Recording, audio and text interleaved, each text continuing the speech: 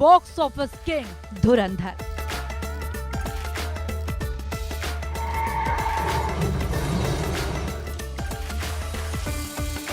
हर screen पर इसका ही राज। टटीरी के चक्कर में फंसे बादशाह। अब कानून करेगा सवाल। सर के चुनर तेरी से उठी चिंगारी।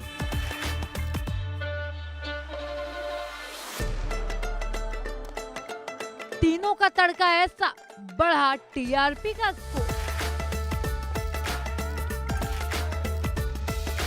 कहीं स्टार्टअप, कहीं स्कैंडल, कहीं विवादों का जोर।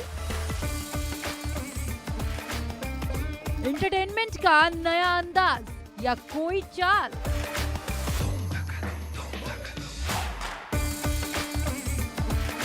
कहीं हिट का जश्न तो कहीं कानूनी जाल। ड्रामा, म्यूजिक और मसाले का फुल ऑन प्रोग्राम।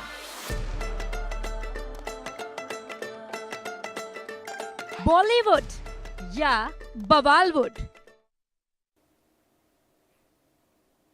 धुरंधर 1 और उसके बाद धुरंधर 2 4 घंटे की, करीब 4 घंटे की फिल्म। एक फिल्म या फिर सियासत का ये नया हथियार। सिनेमा के पर्दे पर चली एक कहानी, लेकिन असर ऐसा कि पूरे देश में बहस का विषय बन गई है। बॉक्स ऑफिस पर सुनामी है, रिकॉर्ड्स चकनाचूर हो रहे हैं, थिएटर हाउसफुल हैं। हर स्क्रीन पर सिर्फ एक ही नाम है, धुरंधर 2। लेकिन जैसे जैसे कमाई बढ़ रही है, वैसे वैसे विवाद भी गहराता जा रहा है। कहीं इसे मास्टरपीस कहा जा रहा है, तो कहीं इसे बहुत बड़ा प्रोपेगेंडा का सबसे बड़ा उदाहरण भी दिया जा रहा है। एक तरफ दर्शक का जुनून तो दूसरी तरफ सियासी घमासान। कहानी में गैंगस्टर्स, नेता, आईएसआई कनेक्शन और फिर अतीक जैसे किरदार की झलक। क्या यह सिर्फ इत्तेफाक है या फिर एक सोची समझी रणनीति है? सवाल बड़ा है कि क्या धुरंधर 2 सिर्फ एंटरटेनमेंट फिल्म है या फिर यह फिल्म लोगों की सोच को एक दिशा देने की कोशिश कर रही है? क्या सिनेमा अब सिर्फ कहानी नहीं बल्कि नैरेटिव सेट करने का सबसे बड़ा ताकतवर जरिया बन चुका है? रिपोर्ट देख लीजिए।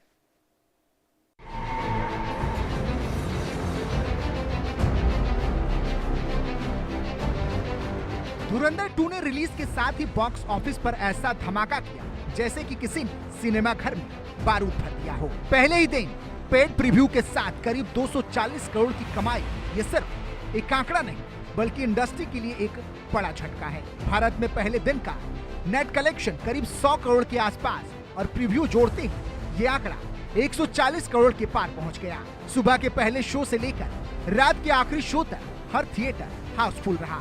लोग टिकट के लिए लाइन में खड़े दिखे। ऑनलाइन बुकिंग साइट्स पर सर्वर स्लो। ये सब इस बात का संकेत था कि धुरंधर 2 सिर्फ एक फिल्म नहीं बल्कि एक इवेंट बन चुकी है। और जब कोई फिल्म इवेंट बन जाती है तो उसका असर सिर्फ बॉक्स ऑफिस पर सीमित नहीं रहता बल्कि वो एक ट्रेंड सेट करती है। धुरंधर 2 ने भी यही किया और पहले ही दिन से साफ कर दिया कि ये फिल्म रिकॉर्ड तोड़ने आई है और इतिहास लिखे बिना नहीं रुकेगी। जब बात रिकॉर्ड्स की आती है तो मुकाबला हमेशा बड़े नामों से होता है और इस बार धुरंधर 2 ने सीधी टक्कर ली है केजीएफ चैप्टर 2 से। जहां केजीएफ चैप्टर 2 ने पहले वीकेंड में करीब 264 करोड़ का कलेक्शन किया था, वहीं धुरंधर 2 ने उस आंकड़े को पार कर एक नया इतिहास रच दिया है। ये सिर्फ नंबर की लड़ाई नहीं, ये उस बदलते दौर की कहानी है जहां फिल्म की सफलता अब सिर्फ स्टारडम पर निर्भर नहीं बल्कि हाइप, प्रमोशन और कंटेंट के कॉम्बिनेशन पर टिकी है। धुरंधर 2 ने इस फॉर्मूले को पूरी तरह अपनाया और उसी का नतीजा है कि उसने एक स्थापित ब्लॉकबस्टर को पीछे छोड़ दिया। ट्रेंड एक्सपर्ट्स इसे एक गेम चेंजर बता रहे हैं क्योंकि इस तरह की ओपनिंग सिर्फ सुपरस्टार्स ही नहीं बल्कि एक मजबूत मार्केटिंग और ऑडियंस कनेक्ट से आती है। अब सवाल ये भी कि क्या ये रिकॉर्ड लंबे समय तक टिक पाएगा या फिर धुरंधर 2 खुद ही इसे और आगे ले जाएगी। बॉक्स ऑफिस पर रिकॉर्ड तोड़ कमाई का आरोप, दर्शकों को हाई वोल्टेज एक्शन और स्टोरी पसंद का आरोप, रणवीर की एक्टिंग को मास्टर क्लास बताया, डायरेक्टर एसएस राजामौली ने फिल्म की तारीफ का आरोप, सोशल मीडिया पर जबरदस्त ट्रेंड और पब्लिक क्रेज करने का आरोप, देशभक्ति इमोशनल एंगल से दर्शकों को जोड़ा, राजनीतिक प्रोपेगेंडा फैलाने का आरोप, खास विचारधारा को प्रमोट करने का आरोप, फिल्म समाज को बांटने वाली है, मुस्लिम किरदारों को गलत दिखाने का आरोप, नोटबंदी जैसे मुद्दों को महिमा मंडित करने का आरोप। कई सेलिब्रिटीज ने प्रोपेगेंडा किया। धुरंधर 2 का सफर सिर्फ भारत तक सीमित नहीं रहा। फिल्म ने दुनिया भर में 300 करोड़ का आंकड़ा पार कर दिया है। और सबसे बड़ी बात ये कि कमाई बिना डब वर्जन के हुई है, यानी फिल्म अभी अपने पूरे पोटेंशियल पर पहुंची ही नहीं है। ओवरसीज मार्केट में भी करीब 64 करोड़ का क्रॉस कलेक्शन ये दिखाता है कि धुरंधर 2 का क्रेज सिर्फ भारत में नहीं बल्कि विदेशों में भी उतना ही मजबूत है। अगर आने वाले दिनों में डब वर्जन रिलीज होते हैं तो ये आंकड़ा और तेजी से आगे बढ़ सकता है। ट्रेड एनालिस्ट का कहना है कि फिल्म का रन अभी अनस्टॉपेबल है और अगर यही ट्रेंड जारी रहा तो धुरंधर 2 जल्द ही 500 करोड़ के क्लब में भी एंट्री कर सकती है। यानी ये सिर्फ एक ब्लॉकबस्टर नहीं बल्कि एक मेगा ब्लॉकबस्टर बनने की राह पर है। 21,000 से ज्यादा शोज और 50 लाख से ज्यादा फुटफॉल्स, ये आंकड़े अपने आप में एक कहानी बयां करते हैं। हर शहर, हर थिएटर भीड़ से भरा हुआ है। लोग परिवार के साथ थिएटर पहुंच रहे हैं, दोस्तों के साथ फिल्में देखी जा रही हैं। सिर्फ एक फिल्म देखने के लिए हिंदी वर्जन ने सबसे ज्यादा कमाई की, लेकिन दक्षिण भारत में भी फिल्म को शानदार रिस्पांस मिला है। यानी धुरंधर 2 ने भाषा की सीमाएं तोड़ दी है। ये अब सिर्फ एक फिल्म नहीं बल्कि एक नेशनल इवेंट बन चुकी है और यही किसी भी फिल्म की सबसे बड़ी जीत होती है, जब लोग सिर्फ कहानी नहीं बल्कि उस अनुभव का हिस्सा बनने के लिए थिएटर जाते हैं। धुरंधर 2 की इस जबरदस्त सफलता के पीछे कई बड़े फैक्टर्स काम कर रहे हैं, तो सबसे पहले इन्हीं फैक्टर्स को जान लेते हैं। पहला factor, Ranveer Singh is equal to energy, screen presence, उनके किरदार में डूब जाने की कला। दूसरा फैक्टर, डायरेक्टर आदित्य धर का विजन। आदित्य ने फिल्म को सिर्फ एक कहानी नहीं बल्कि एक सिनेमैटिक एक्सपीरियंस बना दिया। तीसरा फैक्टर, एडवांस बुकिंग। रिलीज से पहले ही करोड़ों की टिकट बिक चुकी थी। ओपिनियन पहले से तय थी। जब स्टार पावर, डायरेक्शन और मार्केटिंग तीनों एक साथ आ जाए तो रिजल्ट वही होता है जो धुरंधर 2 ने दिखाया है। धुरंधर 2 सिर्फ एक एक्शन फिल्म नहीं, ये एक ऐसी कहानी है जो सिनेमा और सियासत के बीच की रेखा को धुंधला कर देती है। फिल्म में दिखाया गया कि गैंगस्टर से नेता बना किरदार, जिसके तार पाकिस्तान की खुफिया एजेंसी ISI से जुड़े बताए गए। ये सिर्फ एक फिल्मी प्लॉट नहीं बल्कि ऐसा नैरेटिव है जो धीरे धीरे पॉलिटिकल डिस्कोर्स को छूता है। और यही वजह है कि फिल्म रिलीज होते ही सिर्फ दर्शकों के बीच नहीं बल्कि राजनीतिक गलियारों में भी हलचल तेज हो गई। कुछ लोग इसे हकीकत के करीब मान रहे हैं तो कुछ इसे खतरनाक प्रस्तुति बता रहे हैं, क्योंकि जब सिनेमा वास्तविक घटनाओं या किरदारों से प्रेरणा लेते हैं तो उसका असर सिर्फ एंटरटेनमेंट तक सीमित नहीं रहता, वो लोगों की सोच को भी प्रभावित करता है, बहस को जन्म देता है और कई बार विवाद की वजह भी बन जाता है। धुरंधर 2 भी उसी मोड़ पर खड़ी है जहां ये तय करना मुश्किल हो गया कि ये सिर्फ एक फिल्म है या फिर सियासत का एक नया चेहरा। क्या है धुरंधर 2 का विवाद?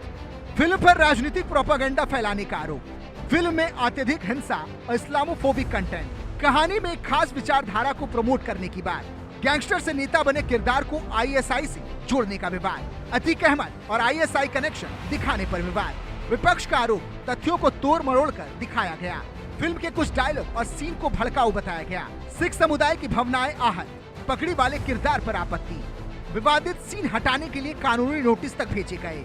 सेंसर बोर्ड CBFC ने रिलीज से पहले कई कट्स लगाए। धुरंधर 2 को सेंसर बोर्ड के 21 कट्स के साथ A सर्टिफिकेट। फिल्म में हिंसा और संवेदनशील कंटेंट ज्यादा होने पर बहस। यह सिनेमा नहीं, राजनीतिक नैरेटिव सेट करने की कोशिश। 26/11 में एक मंत्री के शामिल होने जैसे गंभीर आरोप। धुरंधर 2 को लेकर जब सवाल उठे तो उम्मीद थी कि नेता खुलकर सामने आएंगे, लेकिन हुआ इसका ठीक उल्टा। समाजवादी पार्टी की सांसद रुचि वीरा ने जब इस फिल्म को लेकर सवाल किया तो उन्होंने साफ तौर पर कोई जवाब नहीं दिया। समाजवादी पार्टी की सांसद रुचि वीरा से जब इस फिल्म को लेकर सवाल किया गया तो उन्होंने साफ तौर पर कोई जवाब नहीं दिया, क्योंकि फिल्म की कहानी जिस तरह से एक खास तरह के किरदार और कनेक्शन को दिखाती है वो कई राजनीतिक दलों के लिए एक असहज स्थिति पैदा करती है। और यही वजह है कि सीधे जवाब देने से बचना एक राजनीति भी हो सकती है, लेकिन लोकतंत्र में चुप्पी भी एक तरह का बयान होती है और इस मामले में ये चुप्पी और भी ज्यादा सवाल खड़े कर रही है। जहां कुछ नेता चुप नजर आए वहीं कुछ ने इस फिल्म को लेकर खुलकर अपनी राय रखी। बिहार सरकार के मंत्री रामकृपाल यादव ने फिल्म का समर्थन करते हुए कहा कि सिनेमा समाज का आईना होता है। अगर किसी गैंगस्टर की कहानी दिखाई जा रही है तो इसमें गलत क्या है? उनके मुताबिक फिल्में सच को लोगों तक पहुंचाने का माध्यम भी होती है। लेकिन दूसरी तरफ समाजवादी पार्टी के सांसद राजीव राय ने इसे पूरी तरह अलग नजरिए से देखा। उन्होंने आरोप लगाया कि ऐसी फिल्में राजनीतिक प्रोपेगेंडा का हिस्सा होती है, जो लोगों के दिमाग में एक खास छवि बनाने की कोशिश करती है। यानी एक ही फिल्म लेकिन दो बिल्कुल अलग नजरिए। एक इसे सच्चाई मान रहा है तो दूसरा इसे एजेंडा बता रहा है, और यही इस बहस को और ज्यादा तीखा बना देता है। वहीं धुरंधर को लेकर मौलाना भी काफी नाराज नजर आ रहे हैं। फिल्म में अत्यधिक हिंसा और इस्लामोफोबिक कंटेंट है, जिससे काफी रोष है। मौलाना शहाबुद्दीन रजवी बरेलवी, प्रमुख ऑल इंडिया मुस्लिम जमात, हिंदू मुस्लिम के बीच नफरत फैलाने की कोशिश, दिखाई गई ज्यादातर बातें झूठी कहानियों पर आधारित, पैसे कमाने के लिए हिंदू मुस्लिम के बीच दरार डालने की कोशिश, मौलाना चौधरी इब्राहिम हुसैन शाही मुफ्ती, खास समुदाय को निशाना बनाना गलत, आतंकवाद का कोई धर्म नहीं होता, आतंकवाद मानसिक बीमारी, कोई भी इंसान आतंकवादी हो सकता है लेकिन सबूत और प्रमाण जरूरी, मुसलमानों को टारगेट करके फिल्म बनाना असंवैधानिक, इमरान मसूद सांसद कांग्रेस, बकवास फिल्म कोई यकीन नहीं करेगा, ना लोग देखेंगे, फिल्म के जरिए भ्रम और खास नैरेटिव फैलाने की कोशिश, बॉक्स ऑफिस पर रिकॉर्ड तोड़ कमाई का आरोप, प्रेरित जो गलत। धुरंधर 2 के विवाद के बीच अब सवाल सिर्फ फिल्म तक सीमित नहीं रहा, बल्कि सेंसर बोर्ड की भूमिका पर भी सवाल उठने लगे हैं। ये सेंसर बोर्ड तय करता है कि क्या दिखाना सही है और क्या गलत। अगर फिल्म में ऐसा कंटेंट है जो विवाद पैदा करता है तो क्या उसे पहले ही रोकना नहीं चाहिए था, या फिर सेंसर बोर्ड अब ज्यादा लिबरल हो गया है?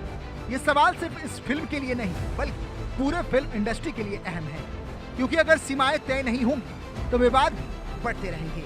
और यही बहस अब धुरंधर 2 से निकलकर पूरे सिस्टम तक पहुंच गई है।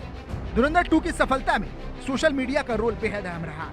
फिल्म के सीन, डायलॉग्स और विवाद सब कुछ तेजी से वायरल हुआ। ट्विटर पर ट्रेंड, इंस्टाग्राम पर रील्स और यूट्यूब पर रिव्यू, हर जगह सिर्फ एक ही नाम। कुछ लोग इसे मास्टरपीस बता रहे हैं तो कुछ इसे पूरी तरह खारिज कर रहे हैं। लेकिन सच ये है कि हर बहस, हर विवाद फिल्म को और ज्यादा पॉपुलर बना रहा है। आज के दौर में नेगेटिव पब्लिसिटी भी सबसे बड़ी पब्लिसिटी बन चुकी है, और धुरंधर 2 इसका सबसे बड़ा उदाहरण है। धुरंधर 2 अब सिर्फ एक फिल्म नहीं रही, ये केस स्टडी बन चुकी है, जहां बॉक्स ऑफिस की सुनामी और सियासत का तूफान एक साथ टकरा रहा है। एक तरफ रिकॉर्ड तोड़ रहे हैं तो दूसरी तरफ बहस पड़ रही है। कोई इसे सच्चाई बता रहा है तो कोई इसे प्रोपेगेंडा, कोई इसे कला मान रहा है तो कोई इसे एजेंडा। लेकिन एक बात तय है कि धुरंधर 2 ने सिर्फ एंटरटेनमेंट नहीं किया बल्कि लोगों को सोचने पर मजबूर किया है, और यही किसी भी बड़ी फिल्म की असली ताकत होती है। अब देखना यह है कि यह फिल्म इतिहास में सिर्फ एक ब्लॉकबस्टर बनकर रह जाएगी या फिर एक ऐसे फिल्म के रूप में याद की जाएगी जिसने सिनेमा और सियासत दोनों को हिला दिया। Bureau report, India news.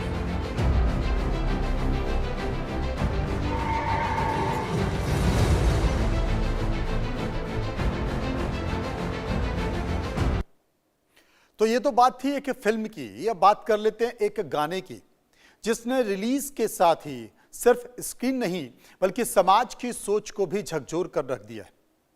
Sir के चुनर तेरी नाम सुनते ही जहां कुछ लोग झूम उठते हैं, वहीं कई लोग शर्म से और गुस्से में भरे हुए हैं।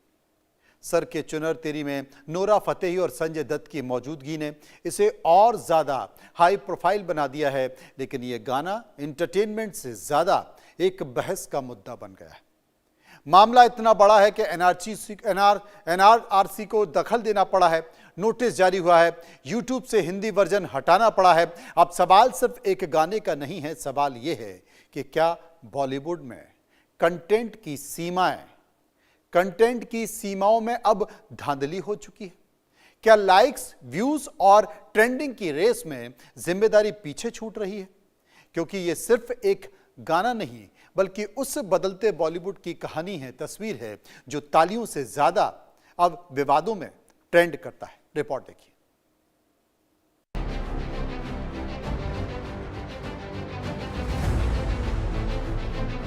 एक गाना जिसने बॉलीवुड में तहलका मचा दिया है। नोरा फतेही और संजय दत्त का आइटम सॉन्ग सर की चुनर तेरी इंटरनेट पर आते ही वायरल हो गया, लेकिन तारीफ की जगह गाने के अश्लील बोल और डांस स्टेप्स ने लोगों में भारी नाराजगी पैदा कर दी है। NHRC ने गाने के खिलाफ नोटिस जारी किया और हिंदी वर्जन को YouTube से हटा दिया गया, लेकिन यही गाना अन्य भाषाओं में अभी भी उपलब्ध है। अब सवाल ये उठता है कि बॉलीवुड में ऐसे गंदे स्तर पर गाने क्यों बनाए जा रहे हैं और ये समाज को क्या संदेश दे रहे हैं। गाना नूरा फतेही और संजय दत्त की फिल्म केडी द डेविल का है। इसके लिरिक्स और डांस को अश्लील माना गया। सोशल मीडिया पर इसे लेकर भारी विवाद हुआ। गाने पर शिकायतें और कानूनी नोटिस भी दर्ज हुए। विरोध के कारण गाना YouTube से हटा दिया गया। इसे बदलकर नए बोल के साथ फिर रिलीज किया जाएगा। तमिल, तेलुगु, कन्नड़ और मलयालम वर्जन में बदलाव नहीं। बॉलीवुड में आइटम नंबर अब सिर्फ मनोरंजन नहीं बल्कि शॉर्टकट, फेम और ट्रेंडिंग के लिए बनाए जा रहे सर के चुनर तेरी इसका नया उदाहरण है। गाने में नूरा फतेही के पल्लू सरकाने वाले स्टेप्स और हुक लाइन ने लोगों को नाराज कर दिया। युवाओं पर इसका असर सीधे दिख रहा है। सोशल मीडिया पर लोग कहते हैं कि गाना सेक्सुअलिटी और अश्लीलता को बढ़ावा देता है। कुछ लोग मानते हैं कि बॉलीवुड संवेदनशीलता और सामाजिक जिम्मेदारी भूल रहा है। सवाल उठता है कि क्या फिल्मों में फूहड़ और वल्गर कंटेंट को ट्रेंडिंग बनाने के लिए इस्तेमाल करना सही है। यह केवल गाना नहीं बल्कि संदेश का मुद्दा बन गया है कि बॉलीवुड समाज को क्या दिखा रहा है और युवाओं पर क्या असर डाल रहा है। विवाद इतना बढ़ा कि NHRC ने नोटिस जारी किया और CBFC को भी इस पर जवाब देने के लिए कहा गया। सोशल एक्टिविस्ट ने शिकायत की कि गाने से युवा मानसिकता पर गलत असर पड़ सकता है और गाने के बोल और डांस स्टेप समाज में गलत संदेश दे रहे हैं। लोग कह रहे हैं कि बॉलीवुड अब सिर्फ शॉर्टकट, फेम और वायरलिटी के लिए कंटेंट बना रहा है, ना कि सही संदेश देने के लिए। CBFC और डिजिटल प्लेटफॉर्म्स अब इस गाने को हटाकर जिम्मेदारी निभाने की कोशिश कर रहे हैं। लेकिन सवाल यह है कि बॉलीवुड में ऐसी प्रवृत्ति सिर्फ गाने तक सीमित नहीं है। यह दिखाता है कि कितनी आसानी से समाज को गलत संदेश दिया जा सकता है। When I'm on set shooting for this song, I'm relying on the filmmakers to translate the song, and that is what I go by. Okay, when they're translating the song, nothing seemed inappropriate or vulgar when they were translating the song to me. But then again, I don't understand Kannada, so I'm just relying with whatever they're telling me. Whatever they've done right now, which is creating a Hindi version and dubbing the voice in Hindi and having those lyrics which are very inappropriate, I had no idea about that. देखिए, कोई भी अश्लीलता जो संस्कृति संस्कार को ठेस पहुंचाए उसको बढ़ावा नहीं देना चाहिए। अब सिनेमाकार को भी धुरंधर जैसी फिल्मों को भी देखना चाहिए कि बगैर कुछ डाले भी कई हजार करोड़ का बिजनेस कर सकती है। बिजनेस या किसी गाने को चलाने या फिल्म को गरमाने के लिए कुछ ऐसी सब चीजों को इस देश में नहीं लाना चाहिए। ये अच्छी बात नहीं है, मैं इसका विरोध करता हूँ। और एक चीप PR टैक्टिक्स और अटेंशन सीकिंग के लिए बॉलीवुड ने हर हद पार कर दी है। सारा देश जो है वो उनको धिक्कार रहा है, उनको फटकार रहा है, लेकिन मुझे नहीं लगता उनको कोई भी शर्म है, क्योंकि इस तरह के गाने हम बचपन से सुनते आ रहे हैं। ये कोई बड़ी बात अभी नहीं हुई है, लेकिन बीच बीच में उन पे प्रतिबंध लगा है और अभी मुझे लगता है उनके लिए और ज़्यादा स्ट्रिक्टनेस होनी चाहिए।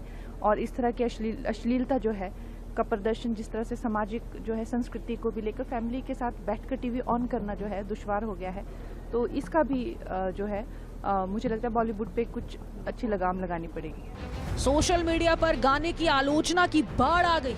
यूजर्स ने कहा कि गाने के हुक स्टेप्स और पल्लू सरकाने वाले दृश्य अश्लील हैं। सेलिब्रिटीज ने भी इसे ट्रोल किया।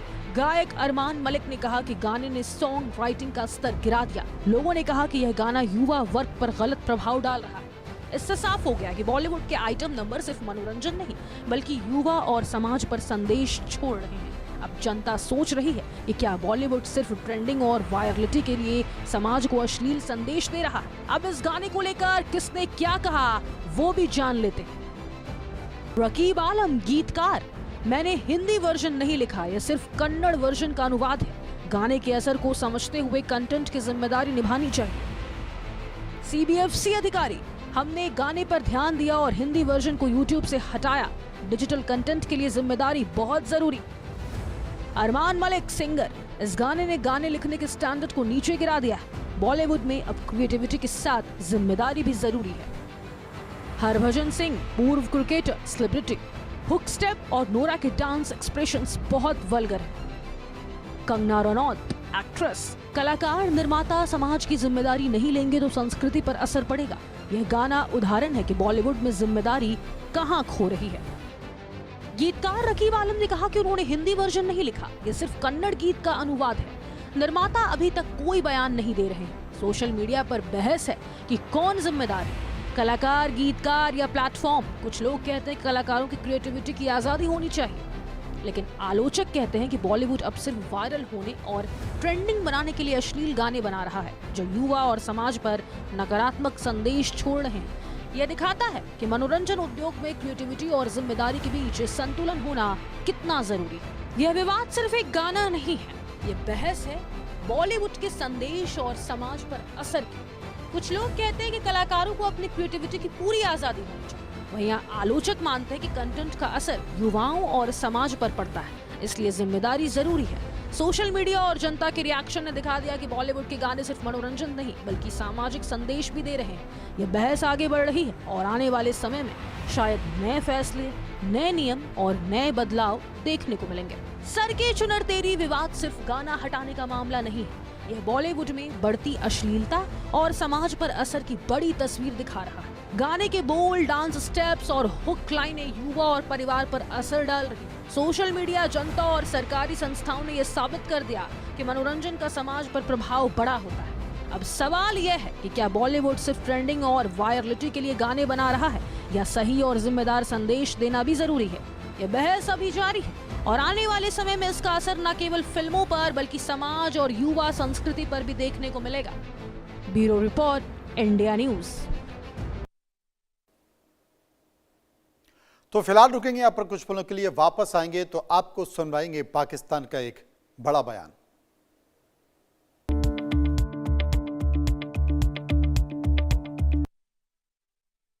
Presented by